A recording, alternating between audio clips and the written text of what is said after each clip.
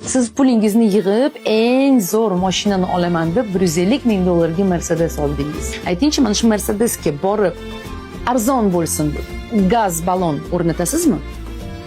Yoki arzon bo'lsin deb eng arzon yog'ni quyasizmi? Bo'laveradi deb eng o'sha sifatsiz benzinni quyasizmi? Hech qachon bunday qilmaysiz. Qimmat mashinangiz sizga uzoq xizmat qilishi uchun, uni ehtiyot qilish uchun unga eng yaxshisini ravo ko'rasiz. Mana endi sizga tabiiy savol beraman. Siz qanaqasiz? O'zingiz uchun sizning sog'lig'ingiz necha pul turadi?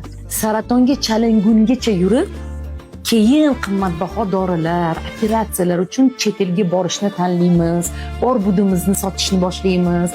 Umuman olganda hamma narsa qilamiz hayotimizni asrab qolish uchun. Lekin hozir sog'lig'imizga va tanamizga e'tibor berib, uni doimiy tekshiruvdan o'tkazib turishimiz afzal emasmi?